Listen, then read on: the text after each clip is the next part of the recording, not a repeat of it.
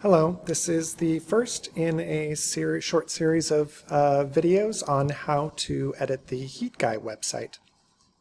So we will be sending you some user credentials so that you can get logged into the site. Where you log in each time is right here. It's WP Admin. We'll send you the link for that too, and when you get logged in, it will take you to what we call the dashboard.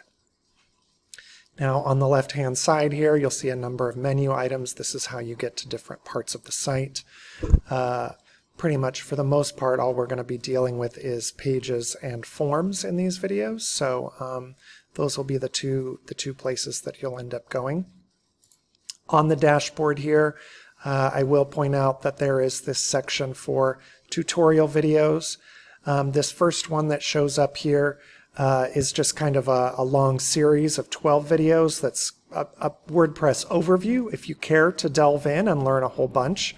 I'm going to be adding the videos, including the one I'm making right now, to this list. So it'll end up, this section will have a scroll bar just like this, and you'll be able to scroll down and see the ones that I am going to be adding to this area here.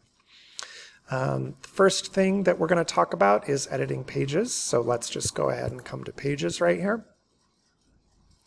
And let's just pick a page to make some sample edits to. You can see the whole list of pages right here. Actually, it goes to 2 pages of pages. So they're in alphabetical order. If they're not, you can just click on title right up here and it'll put them in alphabetical order. You can either click like this down here to get to the second part of the pages. Or you can also come right up here to screen options and you can make it display more at one time. So we can up this to 40. And now we can see all of the pages at once rather than having to go back and forth with pagination here. Let's just start with the residential page, for instance. So we'll click on that. And up comes this back end view of the site. I typically like to have both the back and the front of the website open at once, so we're just going to go ahead and click on this and open another tab so that we can see the front and the back end by just clicking back and forth between these 2 tabs. So let's say, for instance, we wanted to add or edit this text right up here, this first paragraph. So we can come here, we can see that this is the heading that just has the word residential in it with the picture in the background. A picture right here. Here's our first sentence. HeatGuy specializes in home HVAC service and installation, right? So when we hover over each of these blocks, you can see this little green toolbar come up. So the one lets us move the text block around. The pencil here is what we use to edit it. So if we click on that little pencil right there, up pops a new window, which we can resize and make bigger as needed to give us more room. If you want to edit something that's here, you can just highlight, just like you're working in a Word document. You're going to recognize a lot of this. There's bold, italics, bullet points. Different things you can do here. If we wanted to add some text,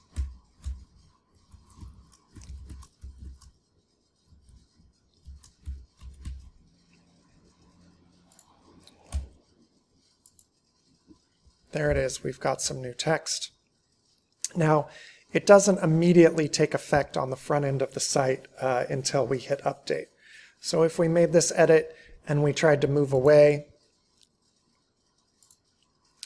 it's going to warn us that we haven't saved our changes. So if we were to go ahead and leave, those edits would be lost. We're going to go ahead and hit cancel, and we'll hit update here, just so that we can temporarily see our edits. We'll go ahead and refresh this page here on the front. And here is our new text. Now, that's as simple as it gets, really. I mean, and then if we wanted to add a link in the text, also very easy.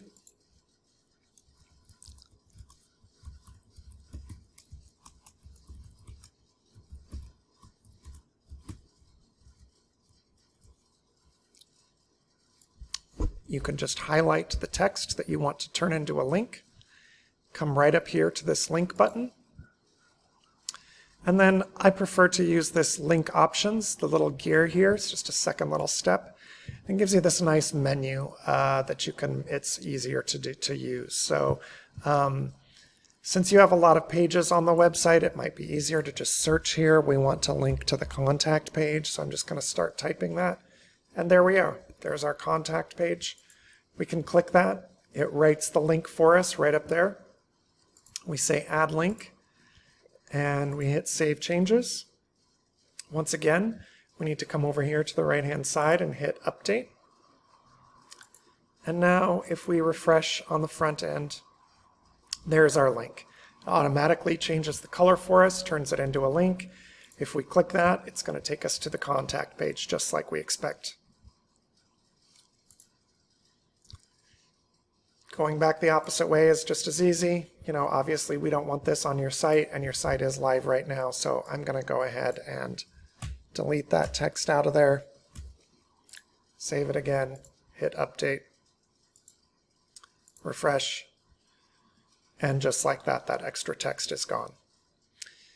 The only other thing to know about adding links is that there may be instances where you want to link to something outside of the HeatGuy website, like we have here for you know, some of these association websites. And you'll note that when you click those, oh, look, it's not done correctly. So let's fix that, because we don't want it to replace the website, because then they'll close the window and you've potentially lost them. So what we want to do with these links is we're going to come in right here, and here they already are. They've been put in. So like I showed you before, we'll just give ourselves a little extra visual space to work in here. We'll click on this. We'll click this edit button. And like I showed you, we'll go to the link options, this little gear here, and click that. What we want to do is say, open in a new tab. So we'll update that. We'll save those changes. We'll update, and we'll see what a difference that makes. So we'll refresh this page. Now, when we click this link, see, it opens in a new tab, so that once they've looked at the Smacna website and they close it, the HeatGuy is still here. So yeah, that's the only difference. If you're linking to something outside of the website, we're just going to use that little checkbox here for open link in a new tab. The other thing that I would suggest is that rather than try to type in any of these URLs from memory, you would actually just open another tab and you'd go to the website and you would copy that to put it in rather than try to type it. And that way you know there's no mistakes in the links that you're using to link out to. That's going to do it for this first lesson, which is just about editing text and adding links to the website. Thanks.